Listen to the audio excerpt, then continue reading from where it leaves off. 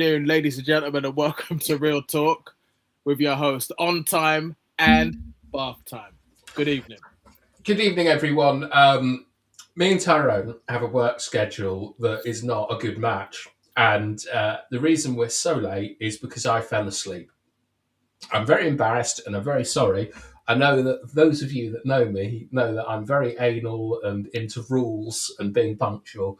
And I shouldn't have agreed to a 10 o'clock time, but I did. We won't do 10 So I o'clock do ever again. apologise to everyone. Sorry? We won't do 10 o'clock ever again. We'll just not on a Thursday. It's because I play football and I always fall Yeah. asleep after football. Like to the degree that, like, Sarah's not here tonight. She's at her dad's, which is one of the other reasons I shouldn't have done this, because she's not here to basically be my mother and wake me up like a child. But yeah, I do feel embarrassed about that. But we both have quite demanding jobs and they're on different time schedules, and we do want to put a show out. So I'm very sorry to everyone. It's completely my fault. It's no one else's. So blame me. Late time, not on time. But before we start, Sarah, we were discussing something backstage, which is the new Harry Potter TV series. And I asked Tyrone a question, which is, a lot of people seem to be quite upset that Snape is black in the TV show. I only think the only person that Ron Weasley is the only ethnic person who's defined by their ethnicity in Harry Potter to me, because he can't be anything but ginger, right? Mm.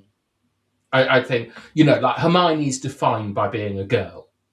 But I've seen comments, because I've not seen the trailer, I'll be honest, but they've said, why is Hermione mixed race? Why? So I actually quite like that, because one thing, like, do you know this new Saturday Night Live UK program? Mm. Yeah, no, I'm not sure of it. Not a single British Indian or British Pakistani is on the show, and they're the biggest minority in the UK. And I actually think it's quite good that Hermione is. If she's going to be a minority, I think we need more British Indians and more British Pakistanis on, or we're just pretending to be Americans. I'm looking. Do you know what I mean? I'm just looking at the black actor now, who's supposedly the new Snape. He does look quite young for the role, to be honest. He's played Hamlet, not on stage, but as a sort of touring production. Okay. I reckon he's going to be fucking excellent myself. I hope so. I'll give him a chance. My only issue I have with Black Snape is that remember, I read these books in Spanish, so I might have some things wrong because I'm not perfect at Spanish. But I do think that when he gets beaten up as a child, they've got to be really careful that isn't driven by racial issues. Mm. Like loads of white middle class kids beating up a black guy. I think that's difficult to make it. They have to make sure that's because he's a dick, not because he's black. Or it completely changes Harry Potter. Yeah, of course. Yeah, I don't think they'll make that mistake. I don't know. They are Americans, but see, I didn't know it was an American company that had taken it over. Sadly, that's a shame. What's HBO, isn't it? No, but I mean, is it like an American? Yes, well, it might be an American direct. I don't know nothing about it, so. It looks. The only issue that I would say about it is it looks really good. It's filmed really well, but it's filmed like a drama. So it looks like it's for adults to watch with their kids as opposed to kids. It might be Harry Potter is a kid's book. What I wanted to ask you is, if you were offered the role of something like Snape and you know that you're going to get backlash based off ethnicity, like, are you still taking it? Because I am. I'd definitely play Shaft. I would take it, but I'll be honest, like, if you read the book and the character, you imagine him as one way. And he's written as one way. I don't understand why you change ethnicities for the sake of it, but it's a challenge, isn't it? So, yeah, I mean, I'm trying to think. Like, I don't think Macbeth is one of the most popular of Shakespeare's plays, and I think it's either between that and Hamlet, which is the one that's been redone the same time, that's been remade the most. I mean, I think that like the Akira Kurosawa Throne of Blood version of Macbeth is fucking amazing. Like, I don't Yeah, think Macbeth needs to be Scottish, does he? he does. I'll be honest with you. When I'm watching Shakespeare, I don't care what ethnicity they are. Even Um, Othello. as long as they're, if they're British and they're classically trained and stuff, I wouldn't mind. I'll watch anyone. Yeah, but but I'm talking about. I see. Yeah, so I suppose the difference is that if you're doing Harry Potter at source, as it were, rather than like space Harry Potter, or setting it 600 years in the future or something, where it doesn't really matter, then there's a difference. But I think for me, I suppose if you set Macbeth in Scotland, it's a bit odd to have like an Eskimo as Macbeth, isn't it? It's, you know what? If you're born in Scotland, it doesn't really matter where you're from. You've got that thick Scottish accent, so yeah, it doesn't. Yeah, that's what I mean. Is that yeah. It doesn't matter. Yeah. When Akira Kurosawa does Macbeth, it's not set in Scotland. It's set in Japan. Everyone's Japanese, and he did the same thing for King Lear, which, in my view, is one of the most underrated of Shakespeare's plays. And it's only come to prominence recently because we're not developing enough young actors, so we keep having to fucking put on King Lear because it's got an old person's part in it for Ian McKellen. But anyway, House of the Dragon. No, not House of the Dragon. What's this called? Crouching Tiger, Hidden Dragon. Yeah, what did you think? I was very surprised. Oh, man. Very surprised. I was awesome. Not expecting this. I thought that this was quite a serious kung fu film. It was great, wasn't it? I could not believe it where one of them just went, wee, and just whizzed up a roof. But didn't you think that, this is the thing, when I was watching it years ago, right, I thought that worked so well, the way they move. I thought that was a real positive of the film. The way I mean, it's wire work, isn't it? And it's amazing. It's amazing. But it took me out of it straight away because I didn't realise I was watching a fantasy film. Do you know what I mean? And then when I would say that I only really got it when John China showed up, the monk. Yeah. And he started fighting. It was only then that I sort of understood what the film was and started to really enjoy it. Because up till then, I didn't really get what was going on. And then I was like, it's a fairy tale. Right, okay. And then I was in it the rest of the way. Well, we get to the fight scenes quite quickly, don't we? It doesn't take long for us to kind of get drawn into it. It's really good. It's got a really good fight scene between two girls, and they're like whizzing over rooftops and stuff. And I was like, what is going on? I love it. I think it's really, really good. I really like the main character. She's trouble, man. Oh, Zhang Ji. Yeah, she honestly. Yeah, she's amazing. She's absolutely fantastic. Feral.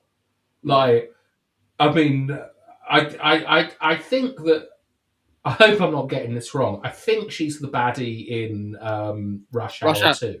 Yeah, she's in Rush Hour 2. Yeah, she's brilliant in that. That is one of them, not Rush Hour 2, but her performance in this is one of the most extraordinary things I've ever seen because she's just so unhinged. Yeah. It's amazing. She reminds me of this Spanish girl I dated who got drunk and confessed to me that she wanted to poison me so she could nurse me back to health. She was fucking insane. It takes a lot to kind of like compared to Michelle Yeoh, because for me, Michelle Yeoh was incredible in it as well, but she holds her own. I didn't think she was that great in it, to be honest. Really? Because I mean, obviously, I know Michelle Yeoh is, and it's weird seeing her so young, because her performance to me that I always associate her with is Everything, Everywhere, All the Time, whatever that film is called. Have you seen it? Okay. No, I've not. Everything, Everywhere, All at Once? I've not seen it, no. All right, I tell you what, I think that we have to agree that Captain Blood is probably a bit too challenging for you. No, I can watch it. I can. I will, Are you sure? I've sat through worse. So. Because I was going to say, we could switch it to Everything Everywhere All at Once, which is a real Marmite film, but Okay. it's got an incredible performance for it. All right, let's just get Captain Blood done. Get Yeah, it we'll out do of the way. get Captain Blood. Honestly, I'll do a big speech about Captain Blood at the end of this about Okay. why you're going to enjoy it. Okay. But so with Michelle Yeoh's performance, it was I only kind of really got it later on when who is the bloke that dies? I called him John China. He's called Fat or something? Chow Yun Fat. He plays a character called Lee Mu Bai. All right, Mr. Mumbai. Yeah. I only really got what they were doing with him and Michelle Yeoh, like towards the end, where they're fighting on a bamboo tree and he's in perfect balance. Mm. Do you know what I mean? Is that he's balanced all of his emotions and things, and I realised that they're basically kind of Jedi-like characters. He's really fantastic in this. Oh, he is outstanding. His charisma is just it's out of this world. I think it's his body acting for me. Yeah, the way he moves. Yeah, the fighting, I've got to be honest, sometimes it's sped up, and I can tell it's sped up.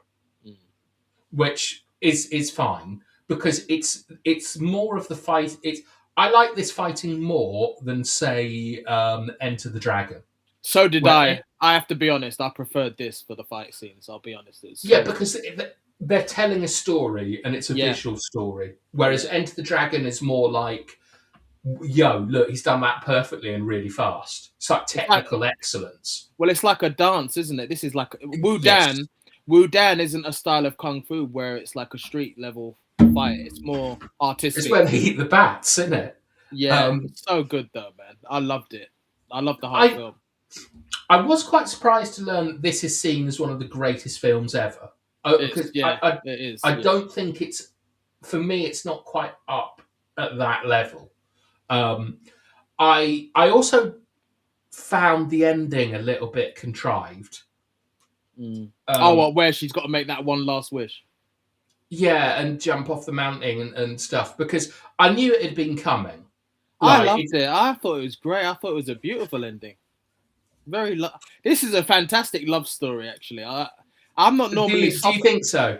I'm not normally soppy. I'm not normally soppy like this, but where she meets that guy Lao in the desert, the barbarian, and it starts off as a little game. See, this is where I thought you'd love that bit. It was because it was fast. It was a bit of fast. Her chasing it in the desert to come. What it is, right, is that as I've got older and I've known more women intimately, when I see like a kind of women's fantasy portrayed on screen, it just reminds me of the hoops I've had to jump through over the years. And it started with Amelie, where she literally makes him go around town and stuff, and then in Hamnet, do you remember? She's like, well, "You don't need to know my name. I'm gonna kiss you. Oh, you don't know me," and all that kind of stuff. And then in this, she's like fighting him because she wants him to bang her and stuff. And I'm just like, I've lived through these things, and I remember how confused and frustrated they made me. And mate, it reminded me of my younger days where girls, they fancy you, so they want to slap you and hit you and beat you up. Exactly. And it's so weird. Well, what I was kind of taken by with this is that I've always found it really strange to me how China and Japan seem superficially to be so similar to the British character. Like all the British stereotype of tea, routine, being reserved, no emotions and stuff. Yeah. And I we're British and we know that that's actually not really the case. But that's kind of like the way it's sort of portrayed and things. I think that was deliberate, though. I think they wanted to appeal to Western audiences. Do you think so? Yeah, but it's something. I remember watching Shogun, and it was exactly the same sort of thing. It's like when you think of sort of like Asia, discipline and routine are two of the big parts of the sort of national character. And I was looking at Jess, who I remembered her name because I used to date a crazy woman called Jess. She like kind of represented like an absolute down the line Latina girl, but was pretending to be like Chinese and stuff. So it was like I was kind of thinking about that throughout the film a lot about how are these kind of like stock characters in China. You know, like the way we have Blackadder, who's like the sort of the clever servant. Like, in China, is there just this like a stereotype of a girl who is just absolutely mental, like I don't sexual, know. violent, wild?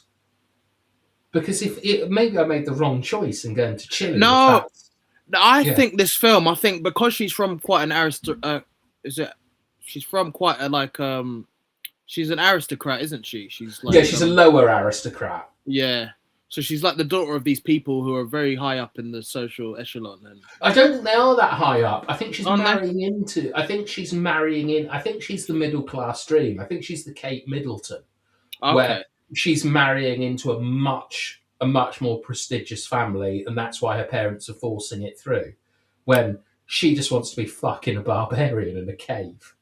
So she's yeah. It's just like I think that's why the character acts the way she does, because she's been kind of like, like a bird in a cage wants to fly out and see the world. Yeah, And but is it's more forced it's to more do. of a mask, and that's what I quite liked about it. Because the other thing that threw me off in this film is at the beginning, it's quite clearly a woman who is Yeah, stealing the sword, yeah, and they're and I'm saying come like, back. yeah, and Yeah. I'm like, that is definitely that young girl. Mm, Like, why they're not even hiding it? This isn't going to be the big reveal, is it? mm, And then they like basically the next scene, they're like, yeah, it is her, and I'm like, oh, okay. mm. But I was a bit like at the start because this once again, I don't know if I'm being ignorant here because I know Mulan is quite an important Chinese story, isn't it? Mulan's great, great I've Disney never film. seen it, but it's about a girl pretending to be a boy so she can fight people. Have you not seen the Disney version? No, Oh my god, it's actually really good. I'm sure I've heard it is really good, but I just think it's the same story as Eowyn from Lord of the Rings, to be honest, which I prefer Okay. to read. But uh, I don't know if that's kind of part of Chinese culture, like because I was when I was watching this, I was thinking maybe people who watch something like Robin Hood, which is normal to us, think that that's a bit weird, where an aristocrat in Maid Marian just runs off to the woods to fuck a bunch of like robbers. Mm. Like that. That's kind of the story, even though it means very different things to us. But I watched it, and once again, I thought this is so weird because this is definitely a woman's film. This Mm. isn't about masculinity. This is about femininity. It's about their place in society. It's about their expected roles and how that conflicts with the idea of wanting to be wild and free and have sex and things. Mm. And Well, so, she's like a mirror, isn't she? She's like yes, Zhang Zi's like a mirror to Michelle Yeoh. You've got the one yeah, who's repressed, who's not been able to live out her fantasies, and you've got the other one who's wants to live them out. It's crazy. One's reserved and one's wild. I thought that yeah, was a but good contrast. I love that because it's Michelle Yeoh is much more in balance with herself, despite the fact there's an obvious conflict. It made me wonder if this has some sort of communist influence, where Michelle Yeoh and John Fatt are sacrificing their individuality for society. I think they are. I think they're very as characters, they're very like set in their ways. They'd never kind of do anything. They're quite honourable, aren't they? They're kind of like Yeah, what's really good is it I reminded know it's me hard of to explain, but Game of Thrones. You love Game of Thrones, isn't it? yeah. One of the overriding themes of Game of Thrones, and this is not from me, this is from the author, and I've always thought it's one of the best bits of writing advice I've ever had, is the most interesting character is when the human heart is in conflict with itself. Mm, So, duty and honor versus love, or something. And I was thinking that that's why these characters are all so interesting, is because they're in conflict with themselves, where you've got even like Jade Fox. yeah. She's a great character, by the way. Another good character. I died laughing when she started fighting. That was one of the best things I've ever seen. That's when I got the film. Yeah, she was Um, good though. They could all move really well. They were all very yeah, good. but it was just how, I was like, is that the governess? And she's like a sort of wild witch, and she's just running around paralyzing people. And she was like something out of the Evil Dead. It was amazing. It was great. But she's got this conflict as well, where she's like she's kind of raising her daughter and stuff, but she also kind of wants to stick it to the man. Like, you've got the barbarian who actually he's a bit soy in it. His Like, performance was fucking fantastic. Sorry, he was great in it. Like the yeah, way no, his face his changes. character. Oh, the character, yeah. They're all wearing masks, aren't they? Because there's the outward of who they need to project, and then there's who they really are. And the barbarian is he. I mean, I actually didn't like that. I don't like it where people spell out the motivations of the character on a page for you.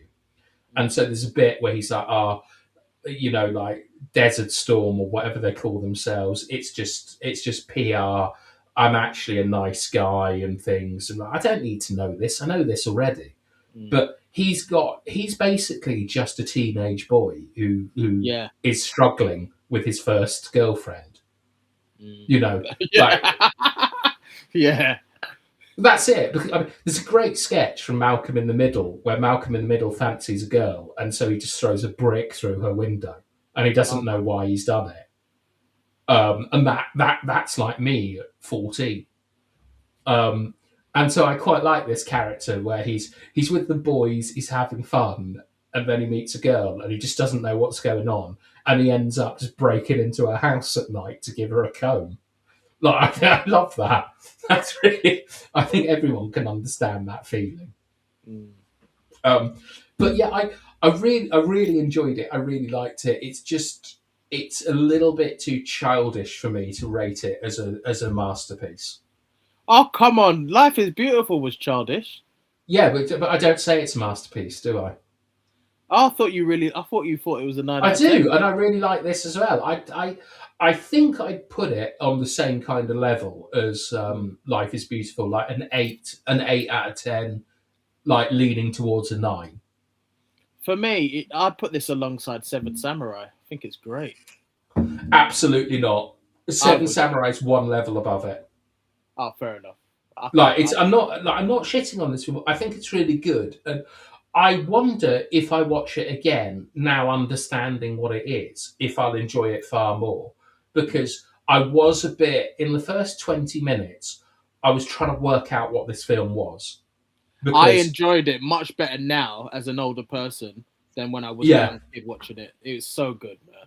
Loved it. Yeah, I mean, it's. I actually went and looked up what type of story this was afterwards. It's called, forgive my pronunciation, but I think it's called Yuxia, Yuxia, and I wouldn't mind to watch the. Have you seen House of the Daggers or 1,000 Flying Daggers or something? I've heard of it. It looked too much like a comedy. I think that's why I've never wanted to watch it. I would watch it. I'm quite interested by this Chinese storytelling of like, because you know how I like heightened reality, like things like Amelie and stuff like that. I think this is like magical realism, I suppose. I think this is the Chinese version of it, and so it's kind of like a superhero film with people able to do ridiculous things. But what I've really liked is the focus on your place in society. And I think that that's what makes a great story, because stories are meant to teach you how to live in a society. That's the actual evolutionary function of a story. Which is why, even though I'm not into Star Wars as much as other people, I always think the best line in cinema is, "I am a Jedi like my father before me." Yes. Because it's about Luke Skywalker understanding his place in society and reconciling with his father, which is what we all have to do as men. I'm just surprised they never franchised it. I'm surprised they never tried to make more films after this. They could have. They could have gone maybe, but I suppose it's that it's a bit like the Full Monty or something. Like when you give those people that are involved in it, a sort of international audience, Mm. you give them a huge amount of opportunities. And Yeah.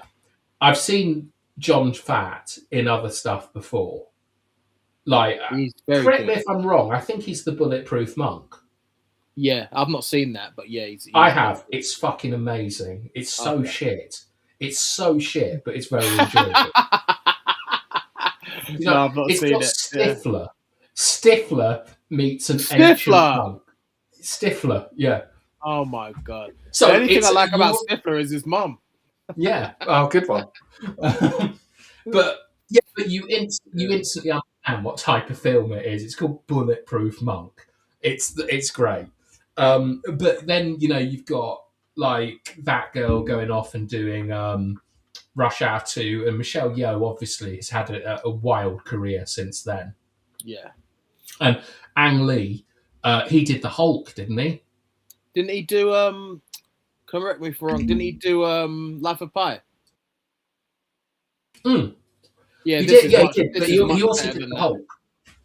This is much Because better You Won't than Like that. Me When I'm Ang Lee is something that I remember. Which Oh. the Hulk would have been a big Hollywood film and stuff like that. So I think that when for example, the thing is it's a bit like London in the UK. Is that when you get successful, you go to London because that's where the opportunity, the money, or that's where it used to be. And when you make it in film, you go to Hollywood. Like even Amelie, like Audrey Tattoo, who hates Hollywood in America and stuff. She went and did the fucking Da Vinci Code, man. Everyone Good goes actress. and does it. She's Yeah, a great actress. yeah, she is a good actress, but you don't see her anything, do you? She's in a lot of French movies that we wouldn't know. But yeah, yeah, that's the thing. But that's just how she prefers to stay in France and work. I know. I could not believe that one of the most successful French television actors at the moment is bloody Eric Cantona. He's in everything in France. I didn't know that. He's in. I'll send it to you. But my dad sent me a sort of a French crime thriller that he was watching, and Eric Cantona is the main guy in it, like the don of a mafia, and he's. I bet he's good. Wow. Yeah. Well, he always wanted to do acting, didn't he? He wanted to leave football and go acting. So fair play to him, man. I respect that. Big time. Do you know his first ever role? I can't remember. I think it's in Shakespeare in Love. Okay.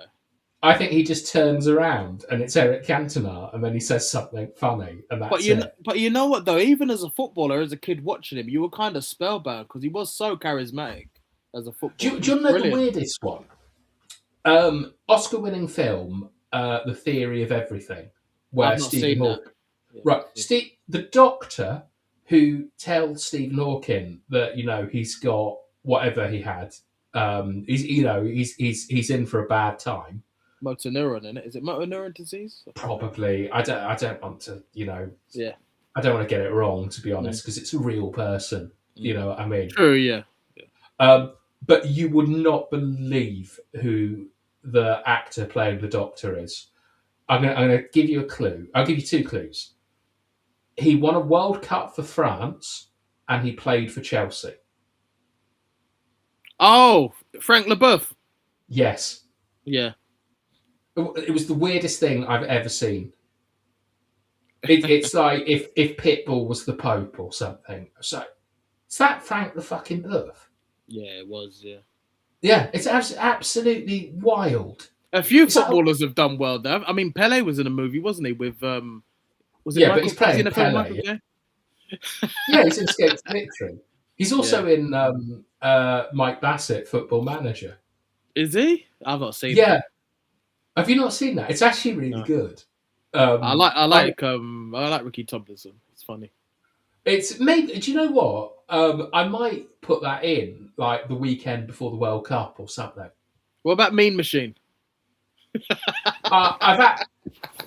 you know one of the issues I have with Mean Machine is that Yabba from the United Agenda is in Mean Machine, and they cut his scene from it, and That's it's a mistake. Yabba says it was because he was just too muscly and big, and it intimidated Vinnie Jones. But I That might be true, you know. I mean, Yabba was a bodybuilder. Like, I don't think people understand just how incredibly athletically gifted Yabba is. You look like bloody Hercules in one pic. I was like, Jesus, Yabba, man, Oh, you it's put him into shape. incredible. I imagine that when he was like 17, 18, it was just impossible to do anything to him on a football pitch. He's probably like Drogba, you know. I mean, Yeah. he's probably like Drogba, someone like that. That's probably who he was like. I bet he didn't have relaxed hair. Probably played like him though. Yeah, I imagine Yabba would have been he would have just been such a big bully. It would have been like trying to fight Godzilla, trying to play against Yabba at like 18 or something. But I think Mean Machine is an all right film, to be honest. I don't know what value it has to sort of analyse because it's just a Vinnie Jones vehicle, isn't it? It's got Jason Statham in it as the monk. Yeah, he's brilliant in it. It's a really good cat. Do you know what? Someone the other day said to me that Jason Statham is probably the most famous British actor at the moment. That's got to be bollocks. I'm sorry. He's in so many films that make so much money. Like he says it like he says it as it is. Though he said I was in the right place, right time. I couldn't do Shakespeare. He said I'm not a proper. He said I was just. I think he's actually a good movie star in the way that Tom Cruise, I don't think is a great actor, but is a great movie star. Like he understands what he's doing. He plays a working class man who knows a bit of kung fu, and he plays on that. He's found a niche, and I think that when you have a spin-off from The Fast and the Furious and it stars him, I think that tells you a lot about his star power. Yeah, like I really like Jason Statham. I think he's incredible in Lock, Stock, and he's the only one apart from the Scouse character actor who's ever really gone on from Lock, Stock to do anything. Isn't he? I'll be honest with you. That's what I think. Brad Pitt's quite underrated in that. I feel that's Snatch. Oh, Snatch! I always get it mixed up. All right, we can do Snatch if you want, because it's basically the same cast, isn't it? I think Snatch is better. I like Lock, Stock, but I think Snatch is better. I think Lock, Stock has more energy to it. Is why I agree what you mean in terms of like when we talk about like script writing and stuff. There's a moment. Do you remember in Save the Cat? There's a moment called when bad guys close in. Yeah. They're coming. Yeah, they're all coming to take out the good guy. When Bricktop like burns down the gypsy caravan, fixes the fight, and does all that kind of stuff, that's the best example of the bad guys closing in I've seen. That's actually. I'm not saying that's my favorite part of the movie, but that's the bit that really hooked me in. That bit because. Yeah, I thought. Have you seen Star Wars? Return of the Sith or something? Yeah. You know Order 66. Yeah. I think that is really. I think that Bricktop, when he shows his power, is really similar to Order 66 in the fact that it recontextualizes the film, focuses it, and it's a wonderful bit of filmmaking. Like so, so I think Snatch. I think genuinely, it's one of the best examples of characters having fun, and then you remember there's a villain. Yeah, and I think it's really, really good. In terms of Brad Pitt's performance, because obviously, like my mother's family is this weird Irish-Spanish mix, I didn't have too much of a problem with his accent, and so I knew what he was saying and stuff. And I think I have to say, I think it's Brad Pitt's best ever role. Well, he got the accent spot on. I was like, wow. Yeah. He's quite good with accents, Brad Pitt. I'll give him that. His accents are always good. I think he's a good actor, Brad Pitt. I just don't think he's a very good movie star. See, this is the thing. I prefer actors. Movie stars don't interest me. I like actors. I love actors. Well, I think you've got to get a franchise is the key thing. Yeah. Like you look at two actors who I think are really good: Robert Downey Jr. and Johnny Depp. And I like Johnny Depp for me. Yeah, but they both needed a franchise to kind of get going. Like Pirates of the Pirates of the Caribbean. Caribbean, the Avengers, like they were definitely really top actors. But there's loads of top actors. Like there's that guy that Quentin Tarantino hates, Paul Dano. Paul Yeah, Dano. yeah, I think he's a brilliant actor, but he's not very in a good. lot because he hasn't got a franchise. He was good as Was he? Did he play the Riddler in the Batman? He Yeah, he did did. actually, He was. yeah. Yeah, he was really good as the Riddler. I'm thinking of him in There Will Be Blood in particular, where he's incredible. What else? He was in 12 Years a Slave. What else? He's been in I a haven't few seen things. that. Yeah, I don't want you to be mentally scarred by it, so don't watch it. That's just you know how I feel about American racial films. I've seen enough. Do you know what I mean? That's why I like Django Unchained, because it was just like a bit crazy. Django, love it. Django's a great film. I really enjoy Django Unchained. I need to watch Inglorious Bastards. I need to watch that. Yeah. Inglorious Bastards is a bit like Snatch. Has one outstanding scene. Like the beginning. It's incredible, Tyrone. That bit at the beginning's dark. It's one of the best written scenes I've watched that like maybe 30 times trying to work out why it's so good. What, the intro? Yeah. Yeah. Like where he's the Jew hunter and the way just how it reminds. Have you seen One Flew Over a Cuckoo's Nest? No, I need to watch it. I've not seen it. All right, we'll do that. We'll definitely do that. I think it is on the list actually. There's a character in that. This isn't a spoiler. Played by Anne Bancroft, and she's a nurse, and she's the villain of the film. And you know within the first 10 minutes that she's the antagonist. There's a moment where you realise how evil she is. Wow. Right, and she's a lot of people. I think have compared her to Dolores Umbridge from Harry Potter. She was awful in that. When I read the book, I thought this woman's evil, man. She's so cool. Yeah, but it's the Jew hunter. The way he is pleasant, charming, and then you realise that he's also a bastard. I knew he was nasty at the beginning, though. You could just tell. I don't know how I knew he knew where they were, but he just knew. I just knew that he was going to know. He's just an extraordinary actor. Like, I don't understand why he's so good at acting, because he basically plays himself, but it's amazing. There's a really controversial scene in it where I think it's actually Quentin Tarantino using his own hands, like the choke scene. That was a bit dark as well. Crazy scene. Yeah, like I've seen. I just really like the bit. I like the meme that's come from it of like someone holding up 3 fingers incorrectly, because that's used a lot on football Twitter for Americans, and it always makes me laugh. Because I feel that way if someone incorrectly uses wing back instead of fullback.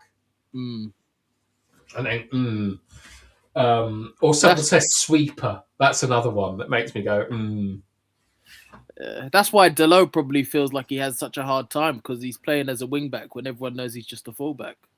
Well, he's back to fullback. He's doing pretty well now, despite what everyone will tell you. He's not a wing back, that's for sure. Look, I'm not getting into this Delo argument with you. Delo is overhated. He's a decent player, and it'll be very difficult to replace him. As much like he is the new McTominay. What did I want to say to you? We were talking about Harry Potter earlier. One positive about Harry Potter is we might see a decent Harry Potter actor. I think Daniel Radcliffe turned into a decent actor myself. Nah, sorry. I don't think he was on the same level as Emma Watson and Rupert Grint for me. No, I'd agree with that in the films. But what I like about Daniel Radcliffe is he just doesn't give a fuck and just plays the weirdest stuff. Like the roles he picks. Like he played Weird Al Yankovic in a fake like music biography. He did that film where he wakes up with 2 guns strapped to his hand and just runs around shooting people. Like, mind you, Emma Watson though, if she's not the posh girl, if she's in anything else, I can't. I've not seen her do anything else apart from that kind of character though. I think she's a professional activist now. I don't think she's an actress anymore. I think she uses her fame to highlight stuff, and it's. I do think I don't want to get like awaken this debate, and I'm fairly sure I know where you stand. But I feel the politicization of Harry Potter with transgender issues and rights has kind of really detracted from the films and the work and stuff. And I'm not a massive Harry Potter person, but like Sarah's got a lot of friends who sort of like it's kind of like their Lord of the Rings. Yeah. So I think it's really sad that a lot of that's been taken away from them because of like social media, and you're not allowed to like something for X reason, and it's beginning to happen with Lord of the Rings, to be honest. To be fair, out of the two, Harry Potter for me was more interested than Lord of the Rings. Yeah, sure. I mean, it's like it's also I also find it quite interesting that it's set in a boarding school, which is that is something that fascinates people outside of this country and kind of repels people in this country because our ruling class have all been through that system and they're not always the nicest to us. But I am quite surprised how like British people have really sort of got into that idea of the boarding school.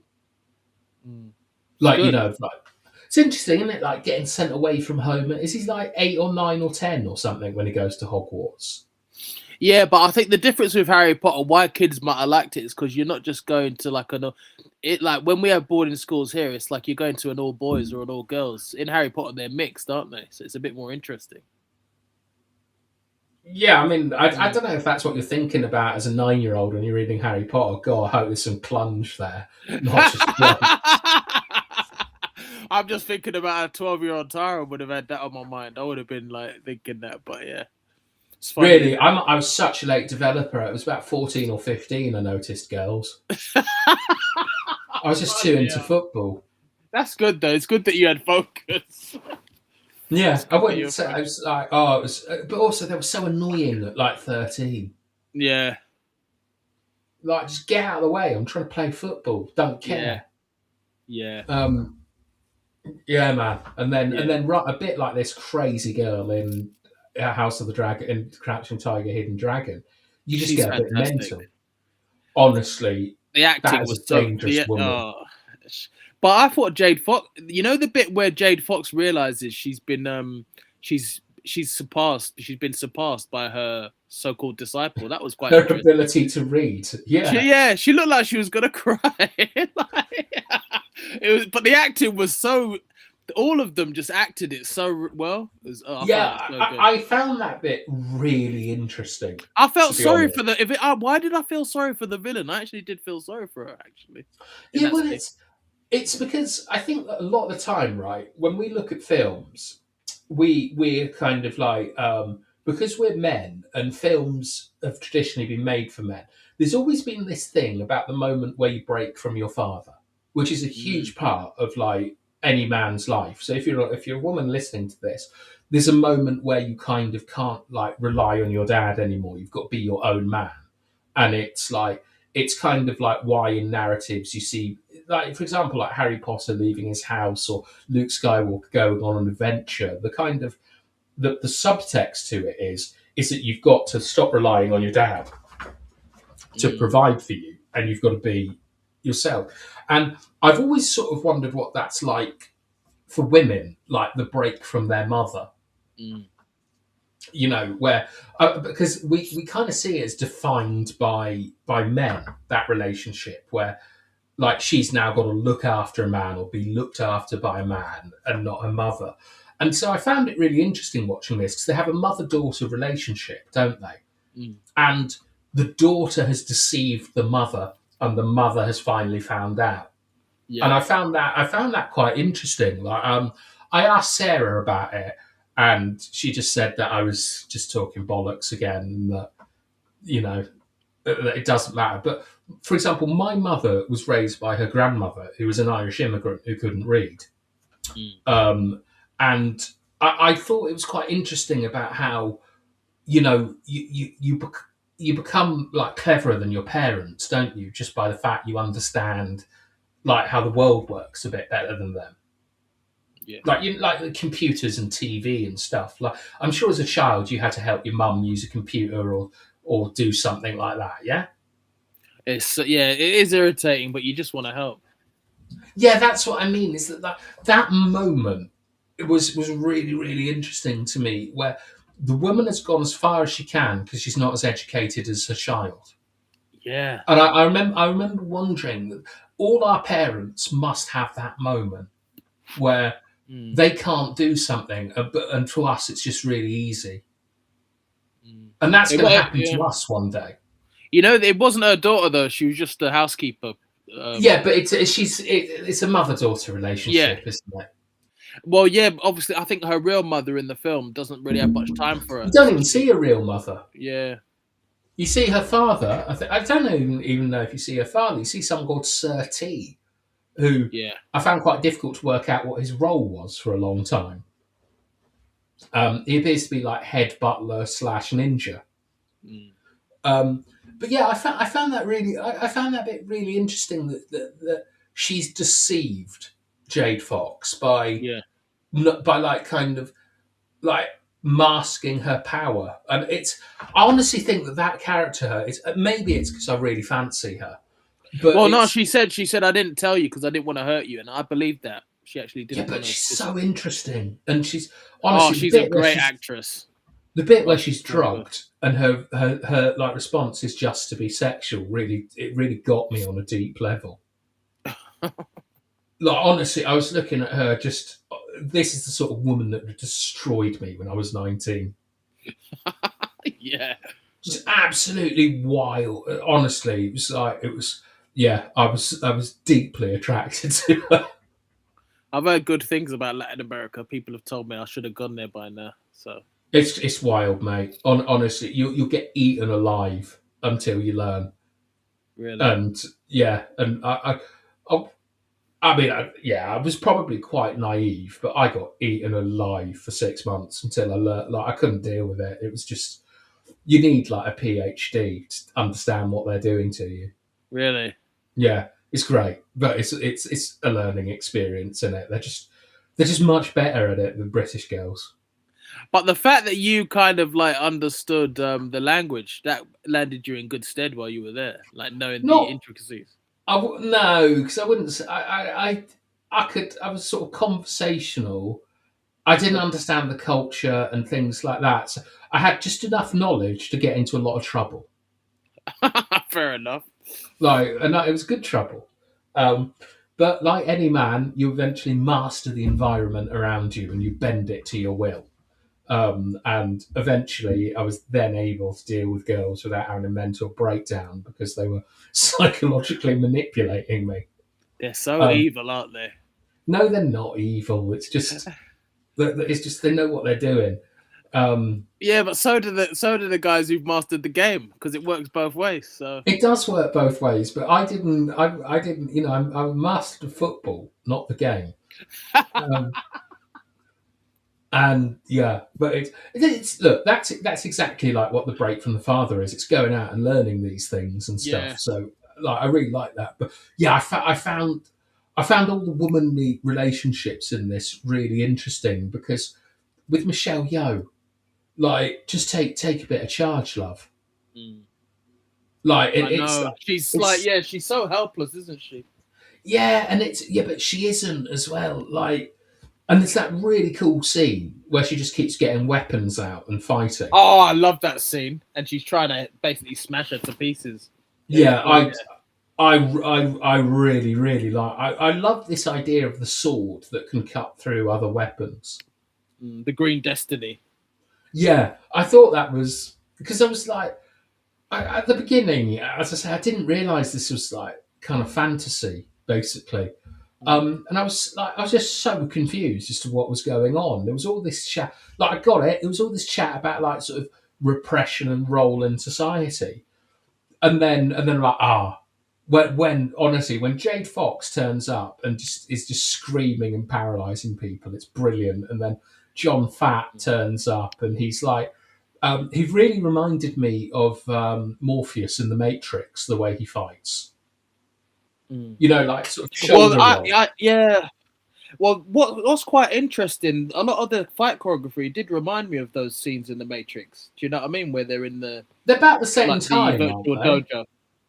Like early 2000s. This game, this Yeah, this came a year after The Matrix. So Yeah, yeah, we had, oh my god, wow, we had such a good year for films back then. yeah. Honestly, The Matrix, man, was unbelievable because Star Wars Episode One was coming out a couple of, I think, like a month or two later, and Yeah. everyone like there was this film called The Water Boy, if I recall properly, where I really like The Water Boy, but everyone used to go and watch it because it had the Star Wars trailer in it, and what The Matrix when that came out, that was I mean, that was like I can't remember how old I was. It was around the time of the World Cup, wasn't it? So it'd be like 12, 11, something like that. Yeah. Um, but it was like it was one of those films that just grabbed everyone, and we would be like trying to do parkour off trees and ploughs and things in the countryside, and it was just I feel really sorry for the current generation that they don't that all the films that come out just seem to be rehashes of things that we watched as They're, children. oh, They don't have they're anything so new. crap now.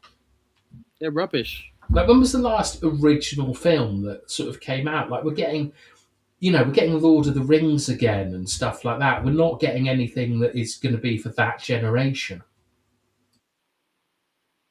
It's sad. I think things like Crouching Tiger, I don't think I'll ever see a film like that. Not anything like that for a long time. It was so good.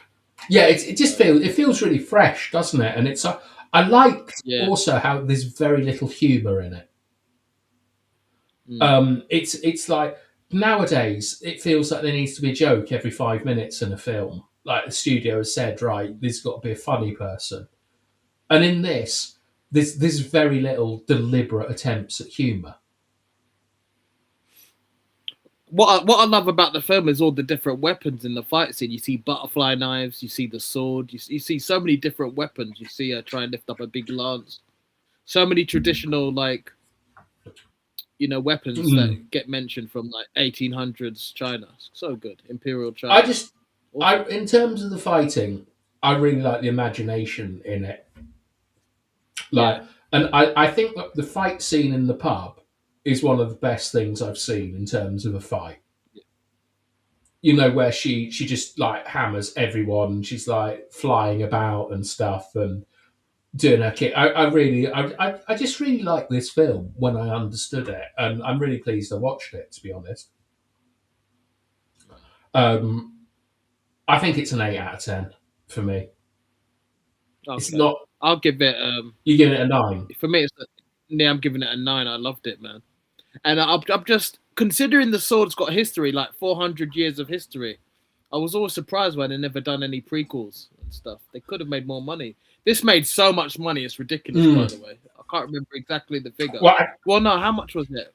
$500,000, something. 500 million. Sorry. Yeah, I mean, it's one of those films, a bit like Interstellar, that I knew existed. I just never got around to watching it because my sort of pop culture goes out the window in about 2006 when I moved to Chile. And you kind of have to remember that back then, you did used to have to watch films in the cinema or rent the video afterwards.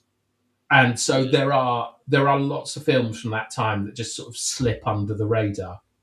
You're aware of them, but you just never got around to watching them.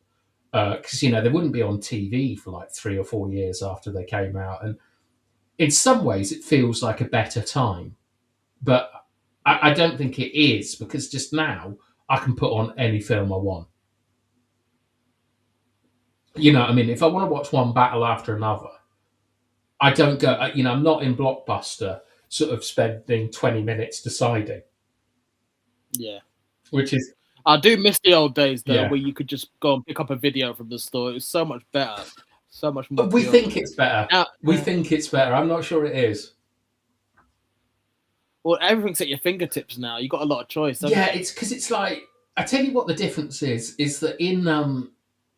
when you are trying to watch something on Netflix, I'm sure everyone's fallen into this, where they spend 20 minutes going through Netflix or Amazon or whatever, looking for something to watch. And you used to do that in the video shop, and it was such a weird experience because there'd be other people there, and they'd be like walking past films, like really pensive, and you'd get someone who would be holding up 2 copies of a different film. like looking at them making the decision, and it was a perfectly understood experience and things, and it was one of the only It was good. places. It's one of the only places in British society where it was absolutely fine to turn around to a stranger and ask them a question. I love Blockbuster. Yeah. Blockbuster down the road from my house was so good. Not just like getting a video, but even picking up a like video game that you just wanted to try before you bought. Like, it was so good. I think we used to go and rent Zone of the Enders from Blockbusters because it had the Metal Gear Solid 2 demo on it. Well, but I one of my big regrets in life is I never worked at a video shop. I remember I tried to work at one, and I ended up having to work at a concrete factory instead. And I always wish the concrete factory was all right. It was hard work, but it was really fun. Like, because we were just fucking about, to be honest, most of the time, and it was it was. I always because I was in teams, sports teams and stuff. I actually used to really enjoy like the manual labour building site kind of stuff. Really, yeah, I like the fact that there was a competitive element to it. I like the fact that everyone was there was this passive aggressiveness of trying to make you look like an idiot. Grafting. Yeah, but I liked the fact that it was. I really liked that I was knackered at the end of the day, like physically. And now I'm knackered mentally, not physically. And maybe I look back at it with a bit of rose-tinted glasses, but I think I used to just really enjoy how tired I was at the end of the day. That's crazy. Fuck that. No, I like it. You're nuts. Yeah, but I used to hate it. Was like labor. You were doing labor. It was basically you were a laborer, innit? And that must have been tough. Yeah, it was tough. You must have been quite strong. You've got to remember that. Yeah, but we're also from the countryside, so like working on farms and stuff was just part of what it was. Like growing up, and I know people always think because of my accent that it's like I just went straight into marketing or something, but like the concrete factory we were 16 and we were saving up money to go to America on a road trip. We ended up actually it wasn't to America, sorry. We meant to go to France on a road trip, and what we actually did was we ended up going to Benidorm instead. It was just a really exciting time, and I was so fit. Like I was so fit. You must for you to be working on a construction site. I was playing football 3 times a week and stuff like that. It was like my peak physical condition, and it was in the summer, like, and it just felt great. It was like it would have been around the 2006 World Cup, I think, and it was probably shit at the time because I remember I also worked in a factory packing fruit. And I lasted 2 days. Oh, yeah, it was 2006 World Cup. Yeah, because I was 18 then. I was performing at the National Theatre at the Brighton Dome. Yeah, so do you remember just like how the world seemed different when you were that age? God, I was on the left wing then. I used to run up and down the wing. God, you're left-footed. Yeah, me too. Nice. Yeah, nice. A good lefty crew. But yeah, like I've always enjoyed manual labour jobs, but not as a career. I can't believe you was a lefty. I thought why did I think you was right-footed? I've always made it a big point that I'm left-footed. Oh, maybe I need to pay more attention. Like I remember once. Actually, I'll tell you off screen because that might be seen as a diss towards someone. Yeah, but yeah, someone lied to me about being left-footed, and I caught them out. So that's like I'm thinking to myself, wow, like bath time could have ended up in construction. Maybe. I mean, I would have ascended to a managerial role, but no, it's just I think a lot of young men around that age where you want to be fighting and fucking and all that kind of stuff, but you can't. Well, I couldn't do that. It's just a great. I think it's a really good way to set you for life. Is to have a manual labour job, something that you kind of don't really want to go back to. Do you know what I mean? So it gives you a bit of ambition to head for more, but it's part of working as a team. There's a lot of banter. It's also hard work, and you understand that you need to look after your body if you're going to provide for yourself in life and stuff. I think it's a great grounding for life. And I did it for. I never did it for more than 3 months, but I had two manual labour jobs, one on a building site, one in a concrete factory, and then farm work and stuff. But I just maybe it's because I'm older now. Like I can see 40 rapidly approaching. I just look back at it as happy times. God, where have all those years gone? It's scary, isn't it? Not really. I mean, I remember where they've all gone, and they were extremely, I had a lot of money on drinking and women, and the rest I wasted. But I just really, I'm very happy with a lot of the decisions I made. I just wish I'd worked in a video shop. Mm. Because wouldn't it be great to go back to when it didn't really matter what your job was, and you could just pick something that seemed good, like because in a video shop you just be like, I'll just be watching films all the time, getting paid for it, and now Yeah. you understand that would be a shit job. Yeah. But at the time, you're like, oh, that would be amazing. Like, and I bet you, oh, Matt, think of all the films. I'd have definitely watched Crouching Tiger, Hidden Dragon. But I think that's why a lot of people are unhappy. A lot of people are in those jobs that they don't like and they can't get out of it. Yeah, exactly. That's why I'm saying that this is definitely because if you're a plumber and you're 45 or something, you've got to be even though that's an extremely good job, you've got to be so careful about your health, and that will be really limiting, wouldn't it? 'Cause if you put your back out or something, or you break your leg, Yeah. like that's food off your table for months. Exactly. And stuff. But I just remember as a child, 16, so a child. I just remember really enjoying watching other people struggle lifting stuff, and I was struggling as well, but I was pretending that it was easy, and I found it really fun. Yeah, because I remember when I done labouring once, and they'd expect you to put a load of stuff into this big black bin, and then they want you to tip it into the rope. I thought, this is a lot. You have to do a lot of heavy lifting. Looking back now, it's probably manual handling's like you got to be really careful. A lot of people did do their back in on that site. Actually. Yeah. Like I'm very lucky that I didn't get any injuries, but I just think it's one of those jobs that I think is really good for grounding you for life. Mm. Like you can't whinge, you can't complain. Like you don't want to show weakness. It teaches you that people are trying to make a fool out of you a lot of the time. And did they ask you to clean the toilets? No, not at the concrete factory. I had to do that. I had to like shovel shit on a farm when I was 14. Oh, okay. Gosh, you were working from a young age. No, I wanted money. Mm. And also, like I'm a busy person. I need something to do. Mm. I was a security guard at 15 for a donkey sanctuary. Security guard, really? Yeah. Wow. Yeah, I was there from 12 till 6 in the summer. Bloody hell. Like midnight till 6 in the morning. I respect that a lot. I've done that. I've done security. It's a hard job. All I did was play Nintendo and football. Really? Oh, at this place. Yeah, because it used to get light at about 4 in the morning, and I'd just go out and play football in a field. And golf as well. That's where I learned how to play golf. Bloody hell. Like I used to stick an umbrella in the middle of the field and hit balls into it.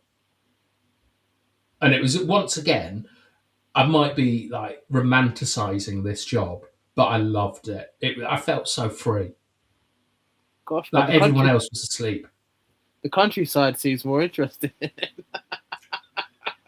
I mean, look, I'm going to tell you, it was a nightmare, because if you wanted to, like, when you were about 17 and people were starting to sort of have big house parties and invite people from different schools, which, trust me, was a big deal back then, that's where things got difficult, because there's no public transport. Like, your best mate might live 7 miles away from you and you don't have a car. And like as stupid as it sounds, like you would kind of like you'd have to do stuff like ride a horse Bloody hell. and things like that. And obviously, we didn't have horses, so you'd have to ask the farmer if you could borrow the horse for the day. And we used to we used to catch canal boats as well. Was the other fun thing we used to do. Bloody hell. Like so, it was a bit shit to be honest because you would just pop on the tube or the bus or something in London. Mm. But we used to have to come up with other ways. But you look back at it now, and it's like it was such a different upbringing to other people, and it taught you how to be resourceful and how, like, I had a mate who lived like 6 miles away, and I used to run to his house. Bloody hell. Do you know what I mean? But that was just because I had to. Fuck. Like I could have biked, but I used to like running, so I used to just run there. Jesus. How long did that take you to run there? Like an hour. Fucking hell. Non-stop? No, you have to stop, surely. Well, it wasn't. I mean, like what, 6 miles an hour? It's not very, it's not a very tough rate. But it's just, it's just fun running across the fields and things. And it's like, I think, like, I've always kind of said that people from the country are different to people from cities. Yeah, people from the city ain't running. Well, maybe some people run, but people I know ain't running. They're not running 6 miles. I think we just have a more pragmatic view on life, but I also think that we accept more bullshit. Mm. Like, I think we have to be friendlier because, originally, like, I lived in a town and then I moved from the town to a village, which, like, is maybe 10 or 15 miles away, but it completely changes your world. Do you know what I mean? Because you don't have, like, shops and next door neighbours and things like that. You're in a village. You probably had like the milkman come and deliver your milk to the door and stuff like that. Basics. Maybe I can't quite remember, but like But the thing is that you would go and help someone's yard. Sorry, not London yard. I mean their actual yard. Oh, lol. Where you'd go and like mow someone's lawn or help them clean something up, and in return, like a couple of months later, you'd ask for a lift into town or something like that. And it's basically, you did favours for people knowing that you'd be able to ask them for something in return. Yeah, and I know that sounds quite cynical, but it actually was like quite a good community thing. And like obviously I was like raised as Catholic and they were all Church of England. But used to go and help out at the church and stuff like that, at the fetes and things. And collect the Holy Communion money and that. Collect all the money. Well, they wouldn't trust me with the money. It was more about like opening the church up and like running a tombola and things and handing out letters. But it was just it just feels like a completely different time, and so you romanticize it a bit. But yeah, I mean, I was running around the countryside like a crack addict. When I was a kid, we used to play football in the park. Literally we'd get there from like about 10 o'clock in the daytime, especially during the summer. And we'd only leave at maybe 6 or 7 o'clock as the sun was coming down. We'd play just about 11 years old, 12 years old. Even younger, but yeah, nice. From a young age. We would just... So honestly, some of the players I played with, I know they could have made it, but they just got into smoking, girls. Yeah, they were so skillful. It's lack of discipline. If they'd been in the countryside with me, they'd be on Match of the Day now. They would be. A lot of them would be, but they didn't have the discipline. But I would have done better in the countryside, I think. It would have been better People say that, but the other thing is that stereotypes kind of exist for a reason. And countryside people are a particular sort. They are extremely distrustful of outsiders. Like I know everyone thinks someone from the country is very innocent, but they're not at all. They'll instantly think you're a criminal or there's something wrong with you if they don't know you, and things like that. And there's a lot of playing the system that happens in the countryside as well. Like there's a very sort of like cunning nature to country people, and it's not.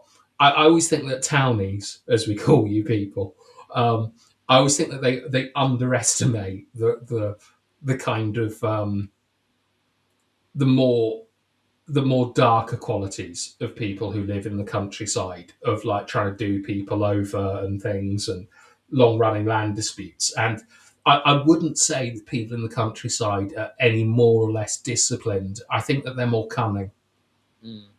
And when I say cunning, I mean more long term, because you've got to remember it's like people have been in border disputes for 20 years about stealing, someone's farm and stuff like that. And I think the difference is that in the countryside you need to plan more, and in cities you can be a bit more improvised. I think you were brave working on the farm. That's a dangerous place. No, it's not. It's a fucking Well, farm. as long as you stay away from the pigs, fucking dangerous animals. Yeah, but I mean, what do you think you do on a farm, Tyrone? You're not sitting there with the pigs, like. You would have been feeding them, right? Yeah. I know. You would have been feeding the pigs for sure. Yeah, no, I just cleaned stuff up. I was 14. I was Okay. like, sweeping up hay and shit, and I wasn't like, shearing sheep and stuff like that. It's a skilled job that. Milking the cows. No, do you know what one of my big things was? This was during I don't know if you lot all remember this, but there was a massive foot and mouth outbreak in about 2004, 5. Yeah. A lot of what I was doing was disinfecting cattle grids. Okay. Like, and stuff like that. We used to have to wear PPE and like bathe in like sort of detergents and stuff and clean everything. Like, it was a really bad time, to be honest, for the countryside back then. But I always sound like such a yokel, don't you? I'd like to remind people that I've lived in bigger cities than London. I've lived in Buenos Aires and Santiago de Chile. Like, I'm not just in the countryside, like running a cattle grid. I've heard Buenos Aires is nuts. Yeah. Great place. I tell you what, the big problem with it is it is so humid. It's a swamp, basically. But wonderful place. If you ever get the opportunity to go to Latin America, Buenos Aires, the thing is that they're very, very racist in Buenos Aires. Like all of Latin America is incredibly racist, and I always forget that.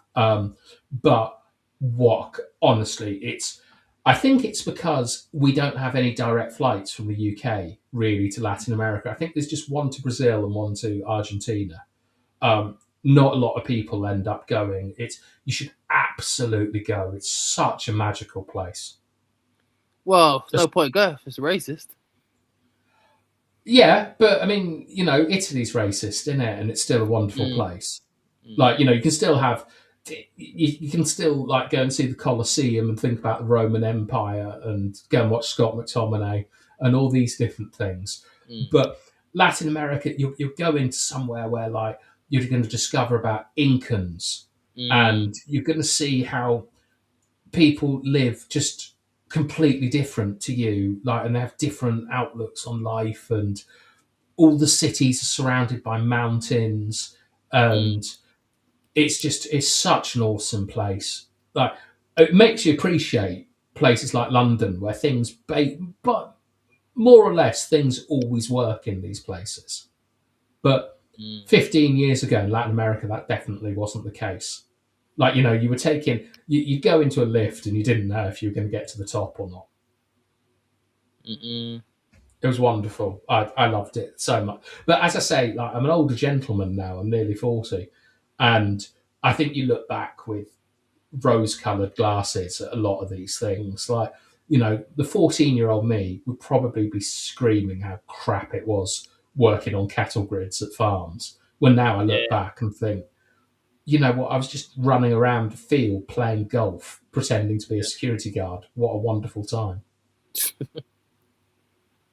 But the fruit factory was a shithole. Don't work in a fruit factory ever. Didn't like it, nah. Oh, it's awful. It's the worst job I've ever had by a mile. Bloody hell. It was one of those ones where after 20 minutes you go into the toilet and feel like crying. Worst job I've ever done, I think I was a pot washer for a pub. That was nuts.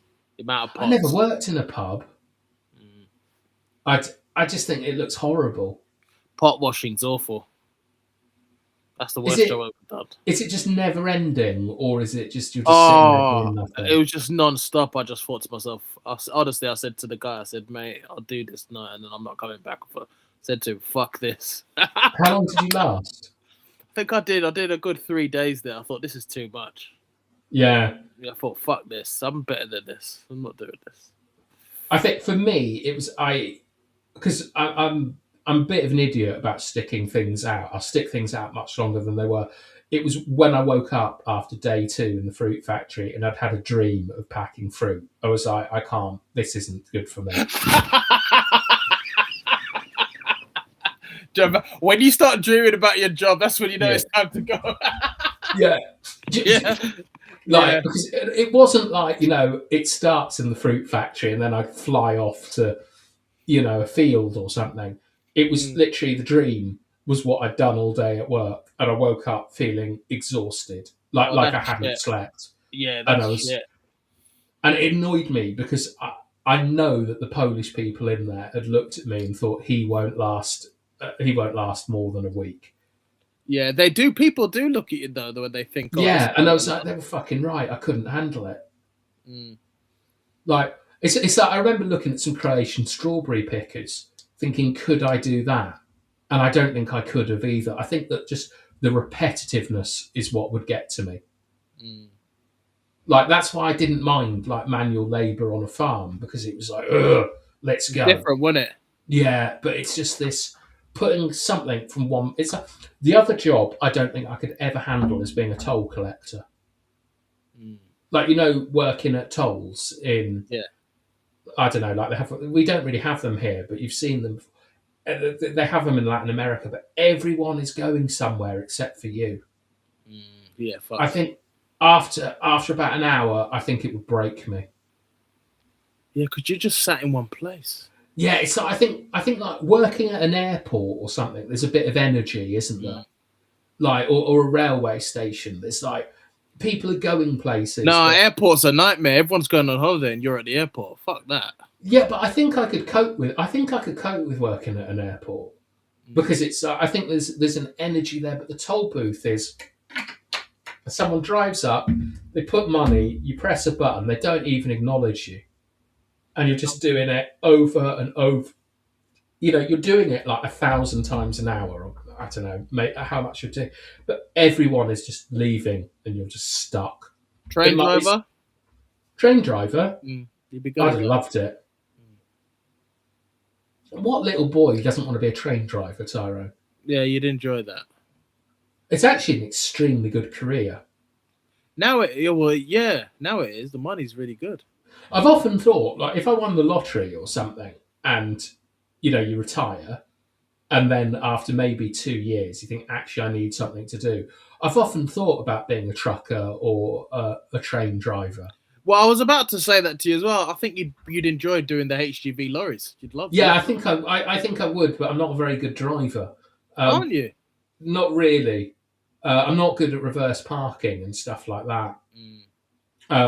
But I do really like the idea of just like going to Poland and back again, like and just driving by myself. Like I think it's quite a manly thing, isn't it? Just to go and do something by yourself against the elements and things. Them road trip, I do miss a road trip. I do love a road trip. Never happen anymore, do they? Everyone's too busy nowadays. No one knows what to do. Yeah, or people say let's just fly. Yeah. I remember I wanted to go on a road trip to Scotland, maybe before COVID, and everyone was like, "Yeah, we could just take a plane up to Glasgow or Edinburgh." And I was like, "No, that's not the fucking point. We need to drive through York." Yeah. The real entrance to the north. We need to see the countryside changing. Yeah. And people don't like it. I don't know why people don't. But you know what? I'll be honest with you, right? Even in this country, they've made motorways not fun. They drop everything down to 50 all the time. It's a nightmare. Well, motorways were never fun, were they? Like I liked them. I thought they weren't that bad. Now it's just cameras everywhere. You can't even. Yeah. Yeah, man. I went home. I went back to my parents recently, and I say recently. This is last summer. And obviously, in Cambridge, they do Shakespeare in the Park. Went from near Corby to Cambridge, and you have to go down like the A14. And what they do now is they time you on how long it's taken you to do like 20 miles or whatever. And if it works out that you've been over 60, you get a fine. That's so wrong. Do you know what I mean? That I struggled really badly with that when I was driving. Like it really got to me. That it felt like Big Brother, because with a speed camera, you know where they are, don't you? So you slow down a bit and you carry on. That's wrong. That shouldn't be allowed. Isn't that awful? I felt like I genuinely felt that I was in like a communist police state. No, but my colleague at work was telling me about these new smart cameras, but I didn't realize they were already in place. Oh no, this has been. I think my dad might have this wrong, but this has been at least 10 years they've done that. Really? Because Cambridge has got this whole thing where they want you to do park and ride. Oh, so that's that's exclusive to Cambridge only then? I think so. They want to do that in the whole country though now. Oh, I don't like that. I don't like how policed we are. I accept rules exist for a reason, but that's just money making. It's I just don't like that level of surveillance on me. I don't feel free. Like, I don't even have Facebook. I don't want fucking to be timed on my journeys and stuff like that. Like, I have enough issues using fitness apps, to be honest. We've never been free though. That's just an illusion. We have. Look at Jen in Crouching Tiger, Hidden Dragon. When she was living in the mountains, banging bandits, she was free. But then she has to go home for some reason. I never got that in the film, why she went home. She went home because she felt pressure, because she thought she missed her family, basically. No, the bloke says to her, "You miss your family." She didn't say that. She was perfectly happy. And then she goes and be's a good little girl, pretending that she's the perfect wife and stuff, when she's actually learning ninja shit. To do what? We don't know. She's such an interesting character. She just bought. She doesn't want that. She doesn't want that life, just being married and just. Yeah, she just wants to be. She's such an interesting character. I just love the fact that basically someone brings a sword and she's just like, "I'm having that," and then just goes mad. She's the best thing in the whole film. Yeah, it's what I love about it as well is her sexuality is a huge part of it, because when we look at like strong female characters in films, it's basically them just pretending to be men. Yeah. Isn't it like and you look at things like Ripley, Sarah Connor, and motherhood is quite a big part of their characters. Did you like her in Terminator 2, Sarah Connor? I found her annoying. Yes, I did like her. I think Terminator 2 is wicked. No, it is good. I just thought she was a bit harsh on her son, but maybe that's because because she's absorbed what she thinks is impressive about the Terminator, and she's trying to be that, and then she has to rediscover she's a mother. God, ain't it mental to think that there's going to be RoboCop and Terminator walking around one day, and we won't be around to see it? No, because RoboCop is a man. He's cybernetic, isn't he? He's the brain of a man. That's the whole point of the film, is that he becomes more man than machine. That's why it's absolutely brilliant, RoboCop, because it's about the kind of the power of the human soul.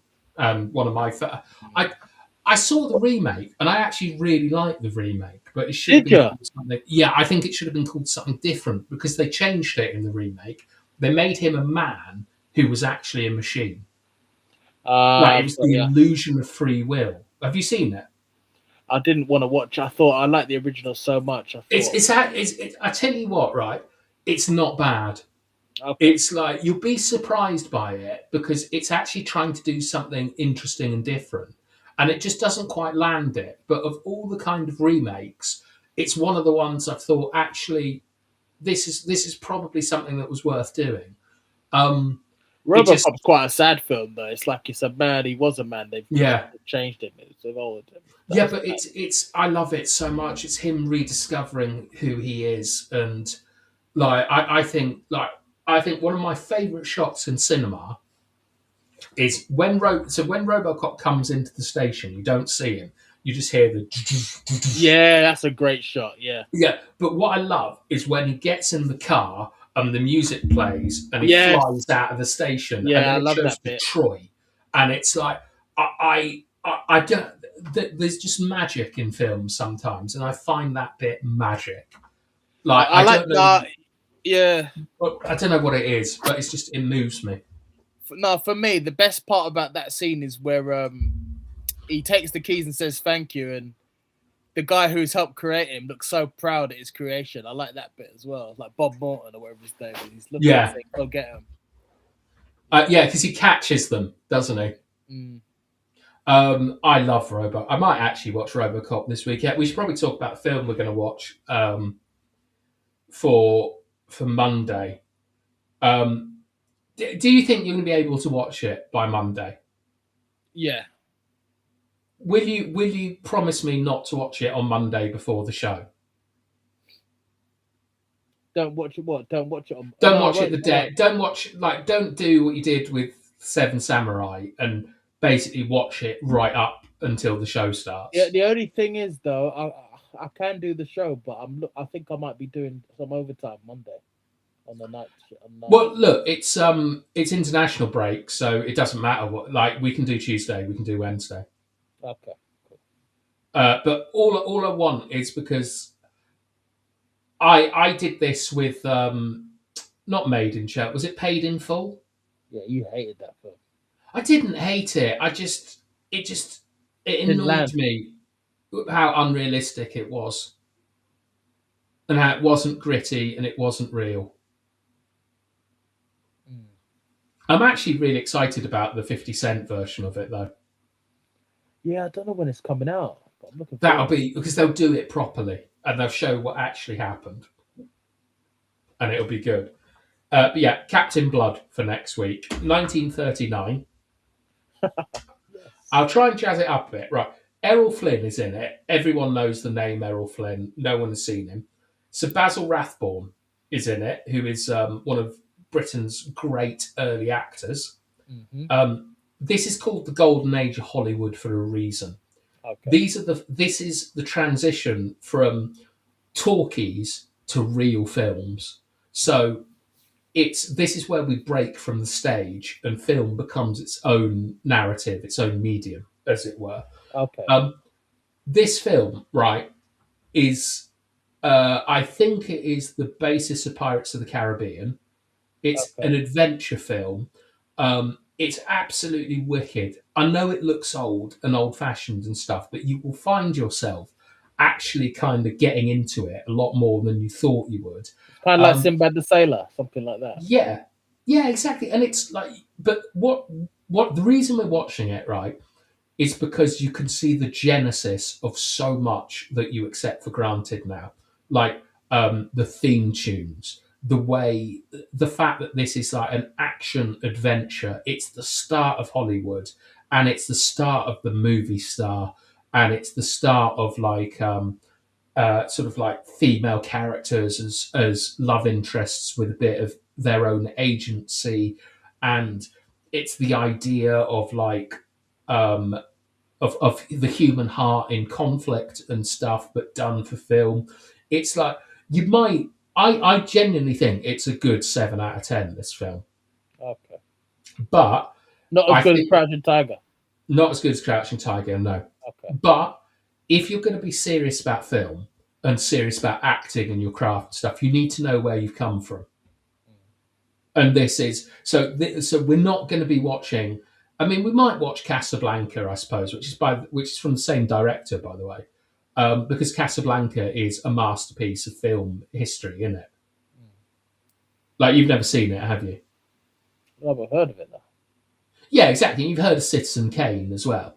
Yes, I don't know why I've never watched Citizen Kane. It's very good, Citizen Kane. Very, very good. But the thing is that this is like the equivalent of Pirates of the Caribbean.